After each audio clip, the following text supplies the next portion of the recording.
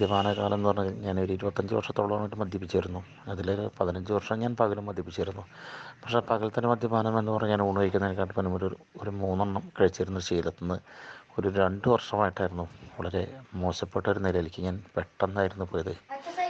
ആ എനിക്ക് തന്നെ എൻ്റെ ജീവിതത്തിനോട് എനിക്ക് തന്നെ വെറുപ്പ് തോന്നി തുടങ്ങി. കാരണം ഒരിക്കലും മദ്യം രാവിലെ ഒരു 10 മണി എന്നുള്ളൊരു എൻ്റെ ഒരു മനസ്സിൻ്റെ ഒരു ടൈം ഞാൻ സെറ്റ് ചെയ്തേക്കായിരുന്നു. 10 മണിക്ക് കഴിക്കുള്ളൂ എന്ന് പറഞ്ഞു. 10 മണിയാകുമ്പോഴേക്കും തന്നെ ഞാനൊരു 1/2 ലിറ്റർ മേടിച്ച് ഞാൻ എൻ്റെ ഒരു മദ്യപാനം തുടങ്ങുന്നൊരു സമയമായിരുന്നു. അത് കഴിഞ്ഞാൽ ആ 10 മണി വരെ ആയിരിക്കും ചിലപ്പോൾ എൻ്റെ രാത്രിയത്തെ മദ്യപാനത്തിലേക്ക് ഇറങ്ങി വന്ന സമയം. അപ്പോഴേക്കും അടുത്ത സംഭവം അതിൻ്റെ ഉള്ളിലേക്ക് ആ സമയമാകുമ്പോഴേക്കും കയറിയില്ലെങ്കിൽ എനിക്ക് തന്നെ ഭയങ്കര ഒരു ടെൻഷൻ, എന്തോ ഒരു മനസ്സിന് വല്ലാത്തൊരു വിങ്ങലായിരിക്കും.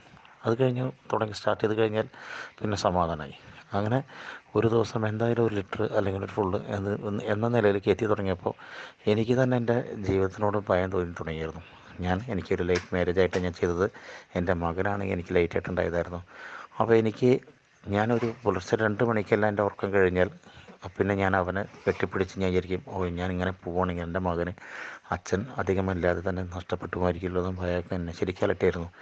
രാവിലെ അപ്പോൾ ഞാൻ വിചാരിക്കും ഇനി ഞാൻ ഇല്ല അവൻ്റെ തലയൊക്കെ ഇനി ഞാൻ അവനെ തലയൊക്കെ യെസ് ഓക്കെ അപ്പോൾ ഞാൻ വിചാരിക്കും ഇനി എൻ്റെ മകനെ ഞാൻ അവൻ്റെ തലയൊക്കെ തൊട്ട് സത്യം ചെയ്യും, ഇനി ഒരിക്കലും മദ്യപിക്കില്ല എന്നൊക്കെ വിചാരിക്കും.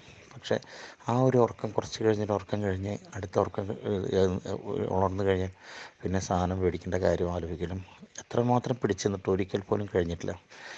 അവസാനം എൻ്റെ സ്വയം ഇഷ്ടത്തോട് കൂടി തന്നെയായിരുന്നു ഞാനൊരു ദിവസം രാത്രി മദ്യപിച്ച് രാജാ ഹോസ്പിറ്റലിൽ ഞാൻ ഡോക്ടറെ അടുത്ത് ഞാൻ പോയിട്ട് അഡ്മിറ്റ് ചെയ്തു. അവിടെ അതിൻ്റെ പിറ്റേ ദിവസം ഡോക്ടർ വന്നിട്ട് അവിടെ എന്നെ ഡോക്ടറോട് അഡ്മിറ്റ് ചെയ്യാൻ പറഞ്ഞു. അത് കഴിഞ്ഞിട്ട് രാവിലെ ഡോക്ടർ വന്നപ്പോൾ എനിക്ക് മദ്യപാനം നിർത്തണമെന്നുള്ള മോഹത്തിലല്ല ഞാൻ പറഞ്ഞു, എനിക്കൊരു നിയന്ത്രിച്ച് കുടിക്കാനുള്ള ഒരു അവസ്ഥയാക്കി തരാനായിരുന്നു ഞാൻ ഡോക്ടറോട് ആവശ്യപ്പെട്ടത്. അപ്പോൾ ഡോക്ടറിനോട് പറഞ്ഞത്, നിങ്ങൾക്കൊരിക്കലും ആ സ്റ്റേജ് നിങ്ങൾക്കൊരിക്കലുമില്ല, നിങ്ങളെ സംബന്ധിച്ച് നിങ്ങൾക്ക് മദ്യപാനം നിർത്താനായിട്ട് ഇങ്ങനെ ചെയ്യാം, അത് എയുടെ പ്രോഗ്രാമിലൂടെ നമുക്ക് പോകാനേ പറ്റുള്ളൂ എന്ന് പറഞ്ഞപ്പോഴാണ്. അപ്പോൾ ഞാൻ വിചാരിച്ചു, എത്ര കാലമായി ഇങ്ങനെ ഒരു പൊട്ടമില്ലാത്ത ഒരു നൂലില്ലാത്ത പട്ടം പോലെ ഇങ്ങനെ പോയിക്കൊണ്ടിരിക്കുന്നു. എന്തായാലും ഇതൊരു വ്യത്യാസം കിട്ടുകയാണെങ്കിൽ അത് അങ്ങനെ ആവട്ടെ എന്ന് ഞാൻ കരുതി. അങ്ങനെയായിരുന്നു ഞാൻ ആ ട്രീറ്റ്മെൻറ്റ് സെൻറ്ററിൽ കയറിയത്. പക്ഷേ ഇന്ന് ഇതേവരെയായിട്ട് ഞാൻ പറഞ്ഞു, എനിക്ക് 1 വർഷം 8 മാസം 5 ദിവസത്തോളമായിട്ട് സുഖമായിട്ട് എനിക്ക് മദ്യപാനത്തിൽ മാറി നിൽക്കാൻ കഴിയുന്നുണ്ട്.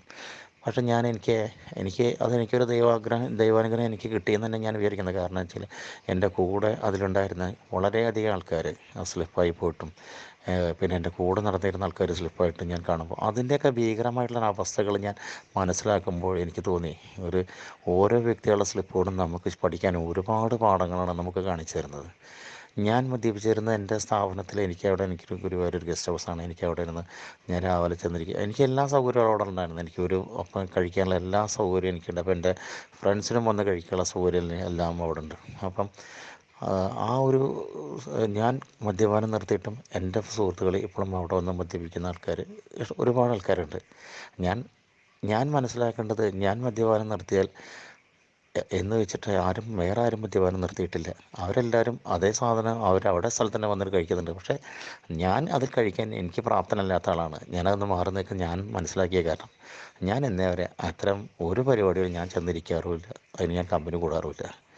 അത് കാരണം എനിക്ക് എന്നും മനസ്സമാധാനത്തോടെ ഒരാളൊരു ഫംഗ്ഷൻ എന്നെ വിളിച്ചില്ലെങ്കിൽ, എനിക്ക് വിളിച്ചില്ലെങ്കിലും നമ്മൾ പോയിരുന്നു. ഒരു മദ്യാസക്തനെ സംബന്ധിച്ചോ അവനെ വിളിച്ചില്ലെങ്കിൽ നമ്മളറിയാതെ മറന്നു വിട്ടോ. പക്ഷേ ഇപ്പോൾ എനിക്ക് ഒരുവിധ പരിഭവങ്ങളില്ല. കാരണം മദ്യപിക്കുന്ന ഒരു ചടങ്ങുകൾക്ക് ഞാൻ പോകാറില്ല. കാരണം എനിക്ക് മനസ്സിലായി, ഞാൻ മദ്യത്തിൻ്റെ മുന്നിൽ ശക്തിഹീനനാണ്. എനിക്ക് എൻ്റെ കണ്ണ് തുറപ്പിച്ച് എന്നെ ഈ രാജാ ഹോസ്പിറ്റലിലെ ഫൈസൽ സാറാണ്. അദ്ദേഹത്തിനോട് ഞാൻ ദൈവത്തിനെ കാണുന്ന പോലെ തന്നെ ഞാൻ അദ്ദേഹത്തിനെ കാണുന്നത്. കാരണം അദ്ദേഹം ഇല്ലെങ്കിൽ ഇപ്പം ഞാൻ ഉണ്ടാക്കിയിട്ടുള്ള എൻ്റെ ഒരു പുതിയ ജീവിതം, എൻ്റെ ഞാൻ ശരിക്കും ജീവിതം ആസ്വദിക്കുകയായിരുന്നു. പണ്ട് ഞാൻ മദ്യപാനം ആസ്വദിക്കുകയല്ല, മദ്യപാനത്തിന് മാറി നിൽക്കാൻ പറ്റാത്തൊരു ജീവിതത്തിൽ പെട്ട് ഒഴുകിയായിരുന്നു. ഇപ്പം ഞാനതല്ല. ഇപ്പം ഞാൻ എന്നെക്കൊണ്ട് പറ്റുന്ന സഹായം എൻ്റെ സുഹൃത്തുക്കൾക്ക് ആര് വിളിച്ചാലും ഞാൻ ഓടിച്ചെല്ലാനും, എന്നെക്കൊണ്ട് കഴിയുന്ന ഏത് സഹായം 12ാം പടിയായിട്ട് എല്ലാം നമുക്ക് ചെയ്യാൻ കഴിയുന്നില്ലെങ്കിൽ പോലും നമ്മളെക്കൊണ്ട് പറ്റുന്ന എന്തൊരു സഹായം ഏതൊരു നേരത്തെ ആവശ്യപ്പെട്ടാലും എനിക്ക് ഇന്ന് ചെയ്തു കൊടുക്കാൻ കഴിയുന്നുണ്ട്. കാരണം എനിക്കറിയാം, കാരണം നമ്മൾ ഒരു മറ്റു മദ്യാസക്തനെ അറിയുന്നവരെ ആരെയെല്ലാം പറയും നമ്മൾ അഹമ്മദിയല്ലേ. ഞാൻ എല്ലാ വ്യക്തികളും എന്നോട് പറഞ്ഞു, ഇവനെ കുട്ടികളില്ലാതെ ലേറ്റായിട്ട് കുട്ടികൾ ഒരു 10 വർഷത്തോളം കഴിഞ്ഞിട്ട് എനിക്ക് എൻ്റെ മോനുണ്ടായത്. ആ മോനുണ്ടായിട്ട് എന്തെങ്കിലും നിർത്താൻ തോന്നിയില്ല. അത് മദ്യത്തിൻ്റെ അല്ല, ഞാൻ ഒരു നമുക്ക് കുട്ടികളില്ലാത്തതിൻ്റെ വിഷമമായിരുന്നില്ല, പക്ഷേ മദ്യാസക്തൻ്റെ പ്രശ്നങ്ങളാണ് അതെല്ലാം ഉണ്ടായിരുന്നത്. ഇന്ന് ഞാൻ അതിൽ നിന്നെല്ലാം മാറി സുഗമമായിട്ട് എൻ്റെ ഒരു നല്ല ജീവിതം. എൻ്റെ മകൻ ഇപ്പോൾ രാത്രി മറ്റേത് മകൻ വരുമ്പോൾ ഒരിക്കലും അവൻ ഉറങ്ങാതെ അവൻ ഉറങ്ങിക്കിടക്കുന്നുണ്ടായിരിക്കും ഞാൻ വരുമ്പോൾ, കാരണം ഞാൻ അത്ര ലേറ്റായിട്ടായിരിക്കും ഞാൻ ഇവിടെ എത്താറ്. ഇപ്പോൾ ഞാൻ രാത്രി വരുമ്പോൾ എൻ്റെ മകൻ ഉറങ്ങിയിട്ടുണ്ടാവില്ല, അവൻ എന്നെ കാത്തിരിക്കും. അപ്പം ഞാൻ ചോദിച്ചു, നീ എന്താ എന്നും എന്നെ അച്ഛൻ വരുമ്പോൾ കാത്തിരിക്കണം? അപ്പോൾ അവൻ എന്നോട് പറഞ്ഞൊരു ഡയലോഗ് എന്നോട് പറഞ്ഞു, എൻ്റെ ചാർജ് കഴിഞ്ഞു വെച്ചാന്ന് പറഞ്ഞു. ഞാൻ ചോദിച്ചു, എന്ത് പറ്റി? എൻ്റെ ചാർജ് കഴിഞ്ഞു, ഇനി ഞാൻ എൻ്റെ അച്ഛനെ കെട്ടിപ്പിടിച്ചാലും ഞാൻ റീചാർജ് ആവുള്ളൂ. എനിക്ക് സത്യം പറഞ്ഞാൽ എനിക്ക് കണ്ണിന്ന് വെള്ളം വന്നു. കാരണം എന്താ വെച്ച് കഴിഞ്ഞാൽ എന്നിൽ പണ്ടും ചാർജ് ഉണ്ടായിരുന്നു, പക്ഷെ അതെല്ലാം നെഗറ്റീവ് ചാർജ് ആയിരുന്നു. ഇന്ന് എന്നിലൊരു പോസിറ്റീവ് ചാർജ് ഉണ്ട്, അതെൻ്റെ മകനിലേക്ക് എനിക്ക് കൊടുക്കാൻ കഴിയുന്നുണ്ട്.